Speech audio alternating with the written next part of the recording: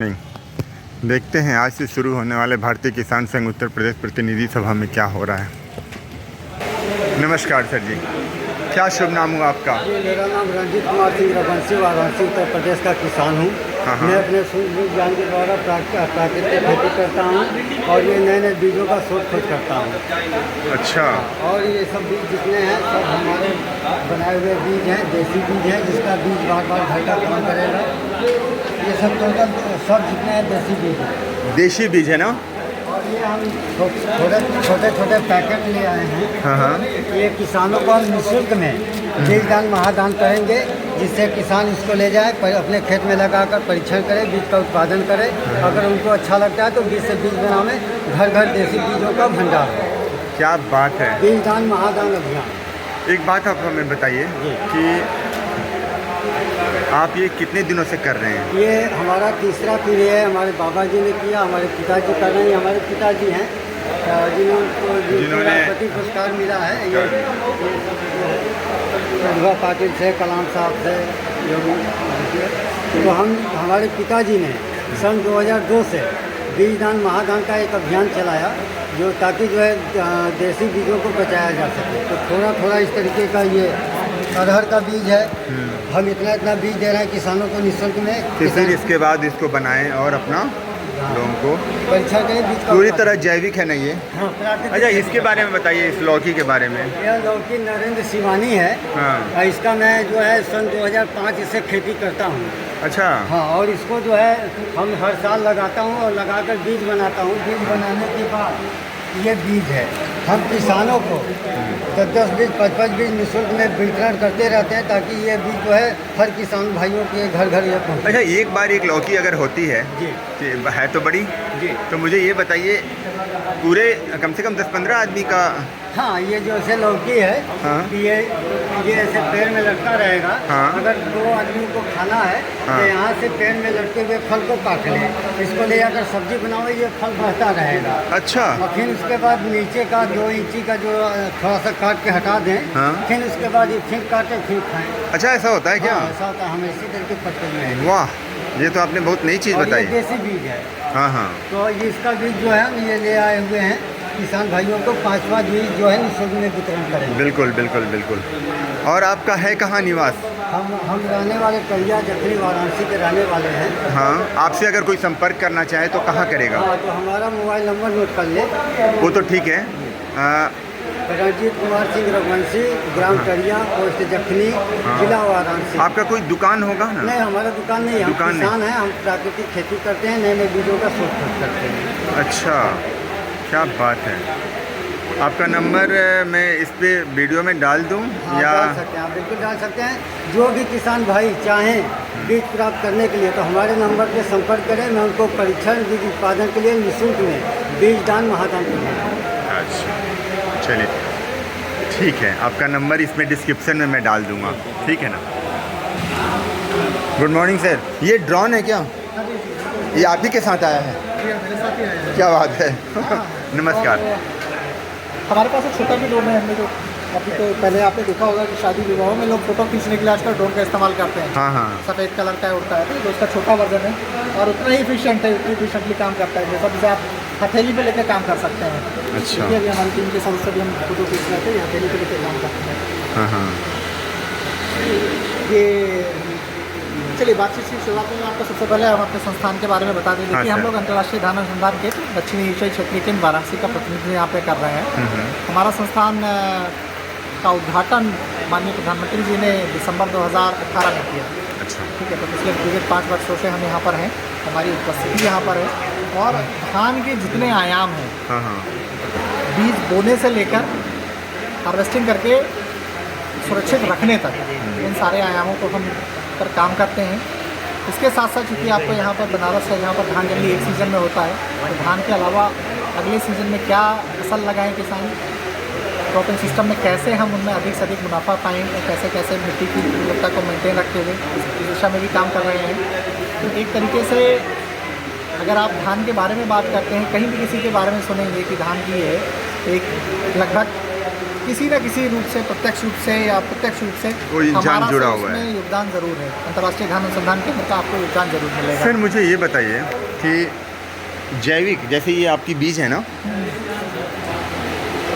सारे बीज है ना, तो जैविक खेती के प्रति लोगों का रुझान बढ़ा हुआ है सर अभी, तो उसमें किस तरीके से आप मतलब देख रहे हो कि वो देखिए, जैविक खेती के प्रति रुझान बढ़ा हुआ, आपने बिल्कुल सही कहा। तो हमारी एक डेडिकेटेड टीम है जो जैविक खेती में काम कर रही है और जैविक खेती पर रिसर्च बेस्ड एविडेंस जनरेट कर रही है। क्योंकि जैविक खेती में क्या होता है कि हम अगर किसी तकनीक को बिना जाने समझे इम्प्लीमेंट पूरी करते तरीके हैं? से नहीं समझते और इम्प्लीमेंट कर देते हैं हाँ। तो नुकसान होता है। क्या होता है कि जैसे जैविक खेती में अगर आप धान लगाते हैं जहाँ पर खाद मिल रहा है, पानी मिल रहा है, तो तुरंत पैदावार बहुत कम हो जाती है। जहाँ पर 6 टन मिलता है वो 1 टन से भी सिमट के जाती है। तो उस पर हमारी टीम ने काफ़ी रिसर्च किया है। उसमें बेसिकली अभी तक कुछ नई बातें निकल के आई हैं कि हमें एक ऐसी प्रजातियाँ चाहिए जो जैविक खेती में पूर्ण रूप से उग सकें और मैनेज कर सके प्रोडक्शन को। प्रोडक्शन को मैनेज कर सकें। क्योंकि होता क्या है कि जैसे जो अभी प्रजातियाँ बनी हैं, जो भी 1960 में जब पता है कि भुखमरी हुई, तो फिर उसके बाद नई प्रजातियाँ आई जो बौनी हुई, हाई यील्डिंग प्रजातियाँ हुई। जैसे प्रथम ग्रीन रेवोल्यूशन का, हरित क्रांति का, दूसरी हरित क्रांति आई कि हमने फर्टिलाइज़र दे दिया तो 2 टन टीन, 2 से 2.5 टन टीन आपको एडिशनल मिलने लगी पर हेक्टेयर बेसिस पे। तो सबसे बड़ा रोल इसमें प्रजातियों का रहा। तो जब प्रजातियाँ आपने ऐसी बना दी कि जो आपने जितना खाद डाला उसी के बेसिस पे दिया, तो अभी हम जैविक खेती के में जा रहे हैं जहाँ पर किसी तरीके से ऑर्गेनिक इनऑर्गेनिक खाद का उपयोग नहीं कर रहे हैं। हमें ऐसे प्रजातियों की ज़रूरत है कि जो जितना हमारे मिट्टी में पोषक तत्व है, क्योंकि मिट्टी या ज़मीन जो हमारी भंडार है, ठीक है, लेकिन ले पाता है कितनी उचित तरीके से या कितनी इफिशिएंट वे में उसे ऑब्जर्व करके अपने पोषण में यूज़ करके दानों में सर लगा। इसके साथ साथ आप लोग उस पर भी जो मेन्योर है खाद पे, क्या उस पर भी रिसर्च करते हैं क्या कि किस तरीके में उनसे कंस्ट्रेंट्स को चेंज किया जाए ताकि वो खाद पे ऐसा तो हम अभी उस पर कुछ नहीं कर रहे हैं, पर हाँ एक चीज़ ज़रूर है कि अभी जो पराली की समस्या चलती है, हाँ आपके इस क्षेत्र में भी आने लगी है, हाँ तो पराली की समस्या के निदान के लिए हमारे वैज्ञानिकों ने एक मशीन बनाई है वियतनाम में। उसको हमने इम्पोर्ट किया है और यहाँ पिछले साल फरवरी 2022 में लेके आए। ओके। तो उससे खाद बना रहे हैं और वो मतलब जिस तरह से आती है 45 से 50 दिनों में खाद बना देती है।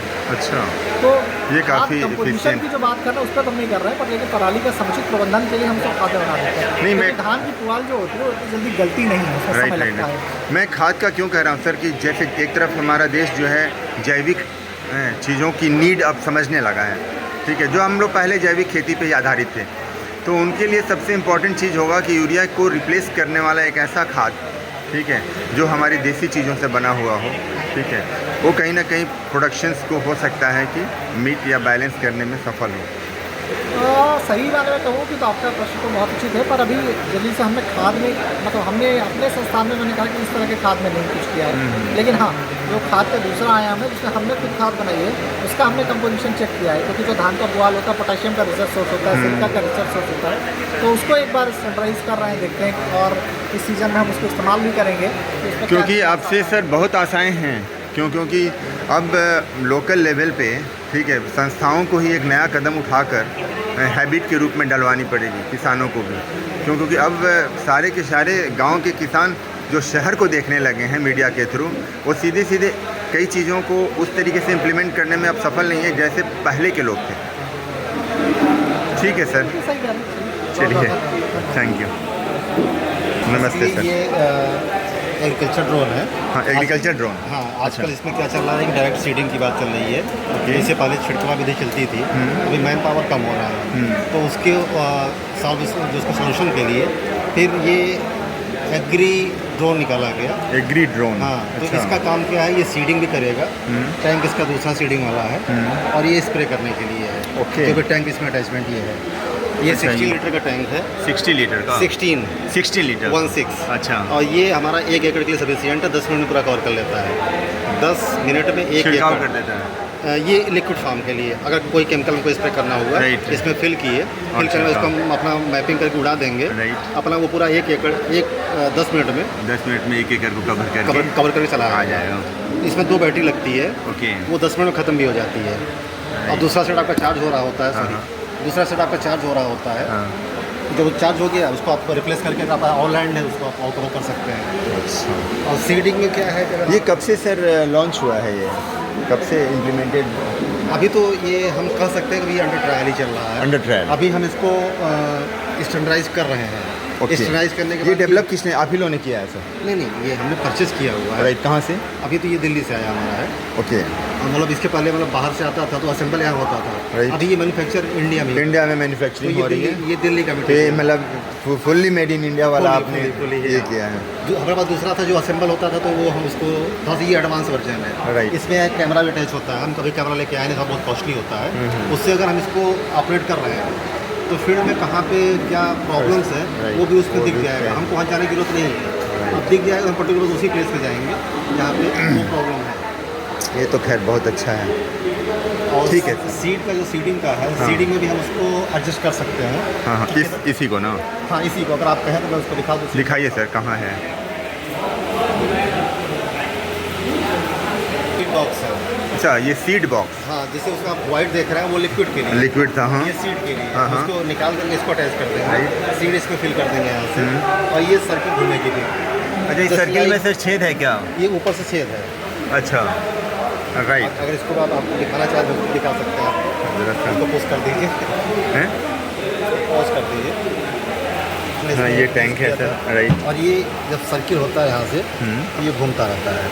अभी हम इसको पकड़े इसलिए घूम नहीं रहा है ये। हाँ हाँ, तो ये नहीं कुछ होगा नहीं। अच्छा, ये तो घूम रहा है सर, ये घूम रहा नीचे है वाला। हाँ, तो जब ये मूव करेगा। उसे जब कनेक्शन होगा तो ये भी घूमेगा। राइट। तो ये यहाँ पे घुमाता रहेगा, तो इसी होल से आपका बीच जाता रहेगा। अच्छा, इसी हॉल से। अभी ये खुल जाएगा। राइट। लेकिन जब तक कनेक्शन नहीं होगा ये खुलेगा हाँ, नहीं। मतलब ये खुल जाएगा, फिर उसके बाद उसी हिसाब से। और ये घूमता रहेगा। हाँ, हाँ। जिससे कि सीट कहीं स्ट्रकिंग ना होने पाए। राइट। अगर हल्का स्पाउटेड है तो स्ट्रकिंग ना हो, तो इसलिए वो घूमता रहेगा। Right. Just like oil machine नहीं होती है। हाँ, उसी तरीके से। रोटेट करता है वैसे ही। चलिए सर, इसका कॉस्ट कितना पड़ रहा है? 6.5 लाख। 6.5 लाख। ये पूरे मतलब सीडिंग और हाँ, सब। स्प्रिंग। अभी इसमें क्या है कि सब्सिडी भी है। राइट। अब अलग अलग डिस्ट्रिक्ट में, अलग अलग स्टेट में अलग अलग सब्सिडी है। ऐसे आप लोगों ने 6.5 लाख में लिया है। हमने अपना पर्सन जो लिए 6.5 और इस पे कोई गारंटी पीरियड भी दे रहे हैं? गारंटी इसमें कुछ होता नहीं है। ओके। इससे अगर हमारा है कि 6 महीने का होता है जो विंग्स है और हाँ हाँ, उसका होता है। बट इसकी अगर केयरिंग करेंगे तो अभी तक हमारे पास 5 सालों की कोई प्रॉब्लम नहीं है। अच्छा, केयरिंग करनी ये पड़ती 5 ईयर से वर्किंग है? ये अभी नहीं, जो छोटा ये नया वाला है। अच्छा, जो छोटा वाला है, राइट। ये तो हमारा 2 साल हो गया है। ये 2 साल से अभी काम कोई कर रहा प्रॉब्लम नहीं आई है। तो वो उसका होता है मैनेजमेंट कैसे आपका बैटरी पूरी। है। आपका नाम क्या हुआ sir? Doctor Manvendra Singh. Okay sir, thank you sir. Okay.